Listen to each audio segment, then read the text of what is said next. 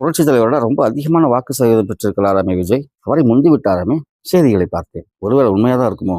ஒருவேளை 1977 அஇஅதிமுக சந்தித்த முதல் சட்டசபை தேர்தலில் 18 வயது உடையவர்களுக்கு வாக்குரிமை இருந்திருந்தால் நினைச்சு பாருங்க. 18, 19, 20 3 வாக்குகள் அதிகப்படியாக அவருக்கு கிடைத்திருக்கும். இப்பொழுது இவர்கள் காண்பிக்கிற வாக்கு சதவீதத்தை விட சில மடங்கு அதிகமாக அவர் அப்பொழுதே பெற்றிருப்பார்.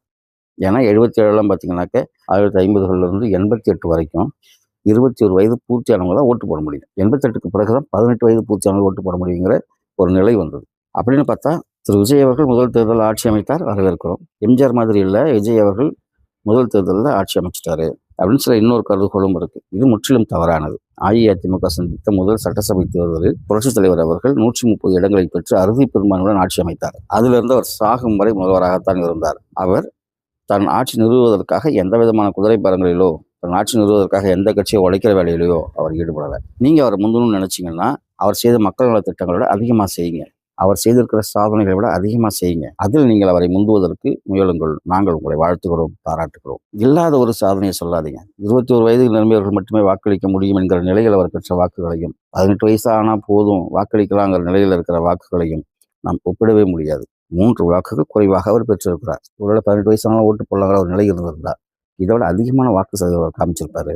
அவருடைய இடத்தை யாராலுமே பிடித்திருக்க முடியாது என்கின்ற ஒரு நிலை வந்திருக்கும். ஒரு சம்பவத்தின் பின்னணியும் ஒரு நிகழ்வின் பின்னணியும் தெரியாமல் நம்ம ஏதாவது பேசும்பொழுது நாம் அதை போற்று போகிறோம். விஜய் அவர்கள் புரட்சித் தலைவரோட அதிகமான சாதனைகள் செய்வதற்கு வாழ்த்துக்கிறோம். அதை விட்டுட்டு நான் தான் மேல், நான் தான் சாதித்தேன், நான் தான் செய்தேன் என்கின்றதை ஏற்றுக்கொள்ள ஆரம்பிச்சோம்னா அடுத்தடுத்த தேர்தல்கள் நமக்கான சரியான பாடங்களை கற்றுக் கொடுக்கும்போது மறந்துடக்கூடாது. புரட்சித் தலைவர் குதிரை பாரத்தில் ஈடுபடவில்லை.